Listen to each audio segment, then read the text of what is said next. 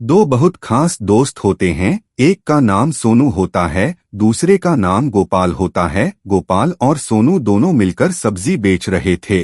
सब्जी बेचते बेचते गांव गांव गली गली जब जाते थे, एक दिन एक महिला उनके पास आती है, सब्जी का मोल भाव करने लगती है। सब्जी का मोल भाव करते करते फिर पूछने लगती है कि भैया थोड़ी महंगी सब्जी लगा रहे हो, थोड़ी सस्ती लगा लो। इस तरह की बातचीत करती है और बातचीत का सिलसिला लगभग 1.5 से 2 मिनट तक चलता रहता है। महिला सब्जी खरीदकर आराम से यहाँ से चली जाती है। तभी गोपाल अपने दोस्त को देखता रह जाता है और देखते देखते कहता है कि मुझे तो यकीन नहीं होता, यह महिला तुम्हारी पत्नी की तरह दिखाई देती है, उसी की तरह बात करती है, उसी की तरह मोलभाव करती है।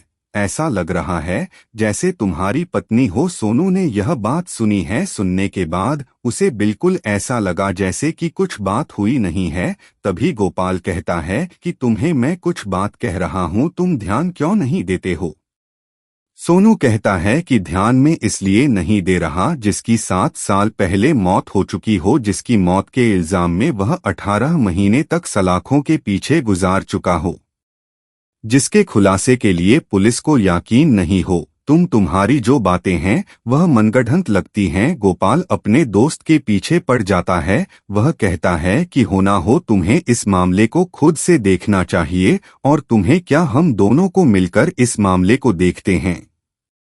आखिरकार उन दोनों दोस्तों ने अब यहाँ से अपने आप से जांच पड़ताल करना शुरू किया, और जांच पड़ताल करने के बाद पता चलता है कि जिस महिला से वह बातचीत कर रहे थे वो दरअसल में सचमुच उस सोनू की पत्नी ही होती है। अब इसके बाद यह मामला अखबारों के माध्यम से जब लोगों तक पहुंचता है तो न केवल पुलिस की फजीहत होती है, बल्कि इस घटना की 2 प्रदेशों में गूंज फैल जाती है। लोग सोचने पर मजबूर हो जाते हैं कि आखिरकार पुलिस इस लेवल पर ऐसे काम करती है कि जिससे क्या किसी की भी जिंदगी खराब हो सकती है, बर्बाद हो सकती है। और इस कहानी में भी कुछ ऐसे ही होता है। कई जिंदगियां थी जो पूरी तरह से बर्बाद हो गई थी। आज की जो सच्ची घटना मैं आपको सुनाने जा रहा हूँ, ये सच्ची घटना है। राजस्थान प्रदेश का एक जिला है दौसा, और दौसा जिले में ही मेहंदीपुर बालाजी एक धार्मिक स्थल है। यहाँ पर दूर दराज के लोग दर्शन करने के लिए आते हैं। ऐसे ही एक व्यक्ति जिसका नाम सूरज प्रसाद गुप्ता होता है, उसकी पत्नी उर्मिला देवी होती है और एक बेटी होती है जिसका नाम आरती होता है। तीनों ही बालाजी में दर्शन करने के लिए जाते हैं। दर्शन करने के बाद वो बाजार में मार्केट में घूम रहे थे, और घूमते घूमते समाधि वाली गली में बम्बई वाली धर्मशाला के पास पहुंच जाते हैं। उसके ठीक सामने एक धार्मिक किताबों की दुकान होती है, तस्वीरों की दुकान होती है। उस तस्वीरों वाली दुकान में जब पहुंच जाते हैं तो यहीं पर आरती तस्वीर देखती रहती है, और तस्वीर देखते देखते अलग अलग तस्वीरों के मोलभाव कर रही थी। सामने 2 लड़के होते हैं, एक का नाम गोपाल सैनी होता है, दूसरे का नाम सोनू सैनी होता है। दरअसल सोनू सैनी ही उसको तस्वीरें दिखा रहा था। आरती ने बातचीत करते करते उन दोनों में कुछ ऐसे आंखें चार हो जाती हैं, उन्होंने कभी कल्पना भी नहीं की थी। जैसे ही आंखें चार हो जाती हैं यानी दोस्ती हो जाती है। दोस्ती कब कुछ ही पलों में प्यार में बदल जाती है, उन्होंने कभी सोचा भी नहीं था। जगह तलाश करने की कोशिश की, लेकिन 3 दिन के बाद यानी कि 8 सितंबर 2015 की यह बात है। उस लड़की का अपने ही पिता के पास सूचना पहुंचती है। वह कहती है कि बांदीकुई कोर्ट में जाकर उसने एक सोनू सैनी नाम के लड़के से शादी कर ली है, विवाह कर लिया है। अब वो उसी के साथ रहेगी। उसके गांव का पता वगैरह सब कुछ वो अपने पिता को दे देती है। कहती है कि तुम बिल्कुल परेशान मत होना, मैं इस नई दुनिया में नई जिंदगी में पूरी तरह से खुश हूँ। अब यह बात सुनने के बाद उसके पिता ने थोड़ा सा तमान कर लिया, तसल्ली कर ली। इसके बाद वो लड़का यानी कि सोनू सैनी अपनी पत्नी आरती को लेकर अपने घर जाता है। घर जाने के बाद अपने ही परिवार वालों को बता देता है कि मैंने इस लड़की से शादी कर ली है। सब कुछ ठीक ठाक चल रहा था और 8 ही दिन बीते थे कि 8वें दिन वो लड़की अचानक से लापता हो जाती है, गायब हो जाती है। उसको गांव के हर एक हिस्से में ढूंढा जाता है, तलाश किया जाता है, उस लड़की का कहीं कोई अता पता नहीं चलता। तभी सोनू सैनी ने अपने ही ससुर को फोन करता है और फोन करने के बाद कहता है कि वह 16 सितंबर 2015 से अचानक लापता हो गई है। मैंने उसको हर जगह तलाश करने की कोशिश की, क्या आरती तुम्हारे पास है या नहीं? जब उस लड़की के पिता को यह बात पता चलती है तो पिता का रो रो कर बुरा हाल हो जाता है। सूरज प्रसाद गुप्ता उर्फ उसकी जो पत्नी होती है उर्मिला देवी, दोनों अपनी बेटी को तलाश करने की तमाम कोशिशें कर रहे थे, लेकिन उसका भी कहीं कोई अता पता नहीं चल रहा था। तभी सूरज प्रसाद गुप्ता अपनी पत्नी को लेकर वृंदावन की कोतवाली यानी कि उत्तर प्रदेश के जिला मथुरा की वृंदावन कोतवाली में जाता है और जाकर कहता है कि मेरी बेटी अचानक से लापता हो गई है, उसकी कहीं तलाश करा दीजिए। पुलिस ने मुकदमा तो दर्ज कर लिया, लेकिन पुलिस ने इस मामले को उतना गंभीरता से नहीं लिया था जितना पुलिस को गंभीरता से लेना चाहिए था। आखिरकार इस घटनाक्रम को यानी कि उसकी बेटी को गायब हुए 6 महीने का समय बीत जाता है और जैसे ही 6 महीने का समय बीतता है उसके बाद वह बुजुर्ग आदमी जिसका नाम सूरज प्रसाद गुप्ता होता है वह अखबार पढ़ रहा था और अखबार पढ़ते पढ़ते उसको एक खबर मिलती है कि उत्तर प्रदेश के जिला मथुरा के एक मगोरा थाना लगता है, वहां पर एक लड़की की लाश मिली है। लड़की की उम्र लगभग 32 के आसपास रही होगी। तभी वो व्यक्ति सीधा थाने पहुंचता है और वहां जाने के बाद कहता है कि साहब हो यह मेरी ही बेटी है। अब उस लड़की के जो लाश मिली थी उस लाश की कोई नाख करने वाला, उसकी कोई दावेदारी करने वाला कोई पहुंच नहीं रहा था। और जैसे ही सूरज प्रसाद गुप्ता पहुंचता है तो पुलिस ने थोड़ी सी राहत की सांस ली। आखिरकार पुलिस ने इस मामले की जांच पड़ताल करना शुरू कर देती है। सीधा पुलिस की टीम मेहंदीपुर बालाजी जाती है। वहां से सोनू सैनी और उसके दोस्त गोपाल सैनी को हिरासत में ले लिया जाता है, क्योंकि गोपाल सैनी का भी नाम उस FIR में दर्ज कर लिया गया था। पुलिस ने जब इन दोनों को हिरासत में लिया, हिरासत में लेने के बाद इनसे बातचीत करना शुरू किया जाता है कि तुमने कैसे इसको मारा, क्या वजह थी। वो शुरुआत में तो इधर उधर की बातें करने लगते हैं, लेकिन पुलिस जब अपने तरीके से उनसे पूछताछ करती है तब वो बताने लगते हैं। दरअसल उन दोनों लड़कों को एक कमरे में बंद कर दिया जाता है। उसके बाद एक लड़के का यानी कि सोनू के हाथ के नाखून उखाड़ दिए जाते हैं और उसको 3rd डिग्री दी जाती है। उनको उल्टा उल्टा बांध दिया जाता है। उनकी पिटाई हो रही थी। जब पुलिस वाले कहने लगते हैं कि इनका एनकाउंटर कर देते हैं, जब बात एनकाउंटर की आती है तब वह अपना जुर्म कबूल कर लेते हैं। कहते हैं कि साहब हमने ही मारा है, वह आरती ही है। पुलिस उन्हें गिरफ्तार करती है और गिरफ्तार करने के बाद जेल भेज देती है। लगभग 9 महीने बीत जाते हैं। 9 महीने के बाद गोपाल सैन की इलाहाबाद कोर्ट से जमानत हो जाती है और सोनू की जमानत के समय में 18 महीने का समय लग जाता है। लेकिन जब दोनों अपने घर वापस लौट कर आते हैं तो घर की परिस्थितियां पूरी तरह से बदल चुकी थी। दरअसल सोनू जो होता है उसको 4 भाई होते हैं, एक बहन होती है। उनकी सबकी तो शादी हो चुकी थी, लेकिन सोनू सैनी जो सबसे छोटा था उसकी शादी सबसे आखिर में होती है। लेकिन गोपाल जो होता है, गोपाल सैनिक के 5 भाई होते हैं और 4 बहनें होती हैं। इसका दूसरा नंबर होता है। दूसरा नंबर होने की वजह से बाकी जो बहन भाई होते हैं इनकी शादी विवाह यह सब कुछ पीछे छूट जाता है। इसका खुद का रिश्ता लगा हुआ था। जब इसे पुलिस ने गिरफ्तार किया था तब इसे 14 दिन के बाद इसकी बारात जानी थी, लेकिन वह रिश्ता भी टूट जाता है। इसके बाद फिर परिवार के लोगों से हर कोई नाता तोड़ देता है, इनसे कोई बातचीत भी नहीं करता। समाज इनका बहिष्कार कर देता है और यह लोग बिल्कुल अलग थलग हो जाते हैं। इनकी जहां भी काम चल रहे थे वह काम भी छूट जाते हैं। अब ये जहां जाते थे वहीं मायूसी हाथ लग रही थी। आखिरकार करें तो क्या करें, इतनी ज्यादा दुखी हो जाते हैं। ऐसी करते करते वक्त आगे बढ़ने लगता है और इस घटनाक्रम को लगभग 7 साल का समय बीत जाता है। यह दिसंबर 2022 की बात है। एक दिन ये दुकान पर काम कर रहे थे, तभी एक लड़का आता है और लड़का आने के बाद इनसे कहता है, गोपाल सैनिक से और सोनू सैनी से, कि यार मुझे ऐसा लगता है कि एक विशाखा गांव लगता है। विशाला गांव में एक महिला है जो उत्तर प्रदेश के उरई जालौन की रहने वाली है। हो ना हो वो तुम्हारी पत्नी जैसी दिखाई देती है।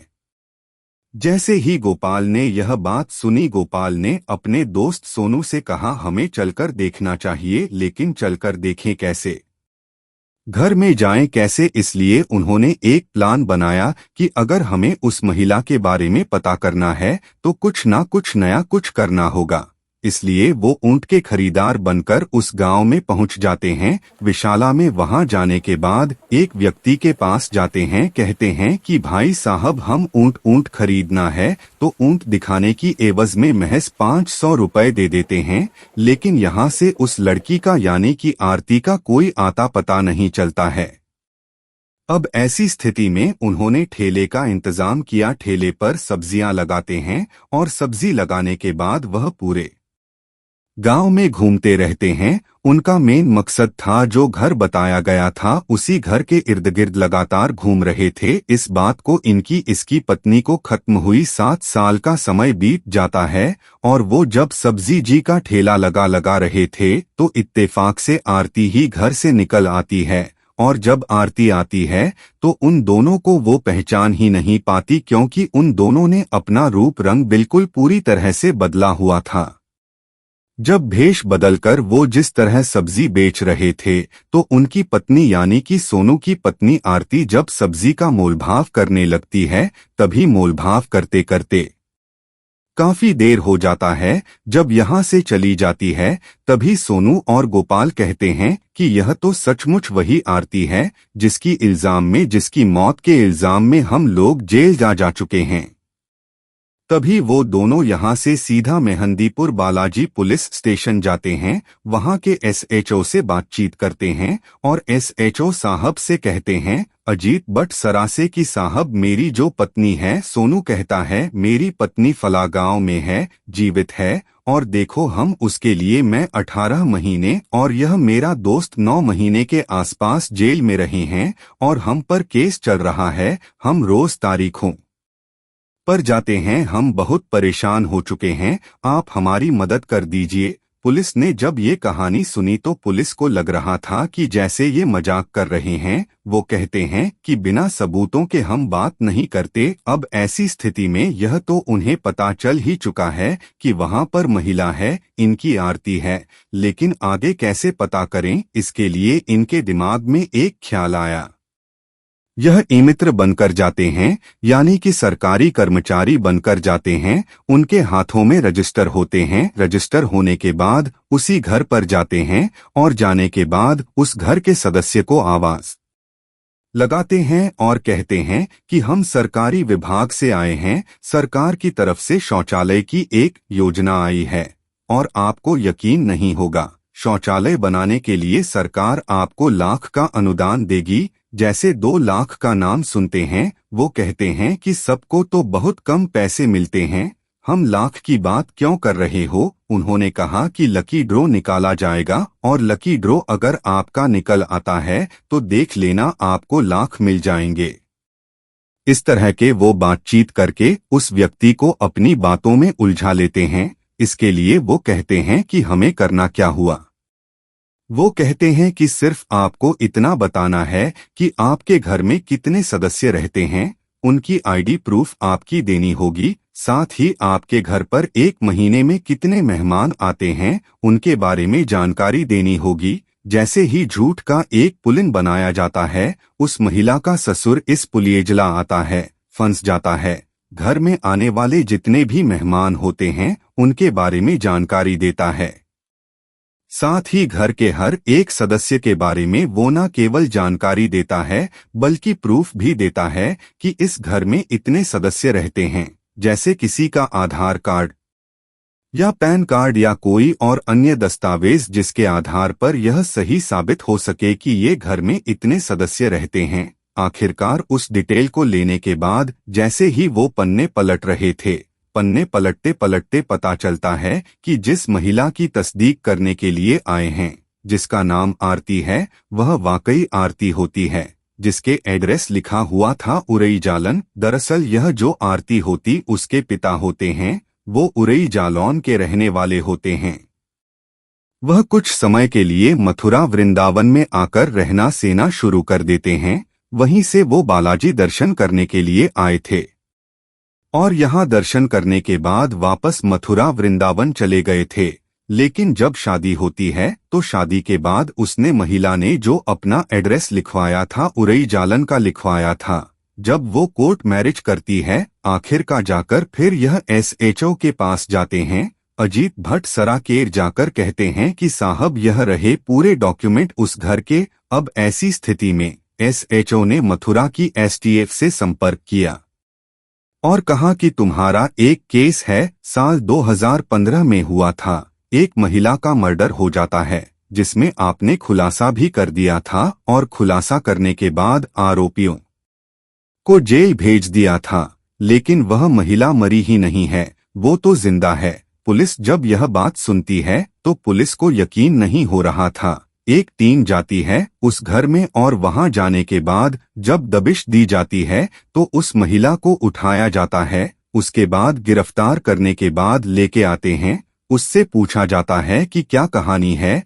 तब वो महिला बताती है कि 6 दिन के बाद ही उसे पता चल जाता है कि इस घर की ज्यादा स्थिति अच्छी नहीं थी, इसलिए उसको लगता था जब उसने शादी की थी उसको प्यार हुआ था, लेकिन वो प्यार नहीं था, बल्कि उसको लग रहा था कि यहाँ पर खुश रहेगी, उसके पास सारी सुख सुविधाएं वगैरह सब कुछ होंगी। लेकिन यहाँ आने के बाद उसने कहा कि मुझे पैसे चाहिए, 50 लाख रुपए चाहिए। इस तरह से लगातार वो डिमांड कर रही थी सोनू से। सोनू वो डिमांड पूरी कर नहीं पा रहा था और इसी बात को देखते हुए अचानक से घर से लापता हो जाती है, रफू चक्कर हो जाती है और कुछ दिनों के बाद यानी कि कुछ महीनों के बाद वो संपर्क करती है अपने पिता से। कहती है कि मैंने वह तो घर छोड़ दिया है, लेकिन मैंने दूसरी शादी कर ली है। इस बात को 7-8 महीने से ज्यादा का समय बीत जाता है जब उसने अपने पिता से संपर्क किया था, लेकिन उसका पिता फिर भी मथुरा की पुलिस से संपर्क करता है और अपनी बेटी की हत्या के इल्जाम में अपने ही पहले वाले पति को जेल भिजवा देता है और वह बाद में अपनी बेटी के संपर्क में था। जब पुलिस ने इस मामले की जांच पड़ताल की थी, जब यह घटनाक्रम लोगों तक पहुंचता है तो लोगों को यकीन नहीं हो रहा था। मीडिया वालों ने उन दोनों लड़कों से पूछा, सोनू और गोपाल से, कि आखिरकार तुम्हें जब यह कत्ल किया ही नहीं था तो तुमने फिर यह सारा का सारा इल्जाम अपने ऊपर क्यों ले लिया? तो उन्होंने बताया कि पुलिस ने जब 3rd डिग्री दी थी बहुत मारा पीटा था, तब हमसे जबरदस्ती कबूल करवाया गया कि हमने ही मर्डर किया है। हमने कई बार कहा कि हमने कुछ नहीं किया, लेकिन पुलिस ने हमारी एक नहीं सुनी, जबरदस्ती हमें आरोपी बना दिया और हमें सालों तक जेल में डाल दिया। जब यह मामला खुलकर सामने आया तो पुलिस प्रशासन पर भी सवाल उठने लगे। लोगों ने पूछना शुरू कर दिया कि बिना सही जांच के आखिर कैसे किसी निर्दोष को जेल में डाल दिया गया। पुलिस ने बाद में सफाई दी कि उस समय सबूतों के आधार पर कार्रवाई की गई थी, लेकिन असली दोषी पकड़ में नहीं आया था, इसलिए यह गलती हुई। मीडिया में यह मामला तूल पकड़ने लगा। लोग सोशल मीडिया पर भी इस मामले में पुलिस की लापरवाही की आलोचना करने लगे। आखिरकार मामले की दोबारा जांच के आदेश दिए गए और उन निर्दोष युवकों को रिहा किया गया, लेकिन उन्होंने अपनी जिंदगी के इतने साल बेवजह जेल में बिता दिए थे। इस घटना ने पूरे इलाके को हिलाकर रख दिया और यह सवाल खड़ा कर दिया कि क्या हमारी न्याय प्रणाली इतनी कमजोर है कि निर्दोषों को सजा हो जाए और असली गुनहगार खुलेआम घूमते रहे। अगर सोनू और गोपाल ने हिम्मत न दिखाई होती तो शायद वो आज भी जेल में होते उनकी जिंदगी पूरी तरह से तबाह हो चुकी होती, उनके परिवार बर्बादी के कगार पर पहुंच चुके होते, समाज में उनका नाम बदनाम हो चुका था। इसलिए जरूरी है कि हम हमेशा अपने अधिकारों के प्रति सतर्क रहें, पुलिस और कानून व्यवस्था पर आंख मूंद कर भरोसा न करें।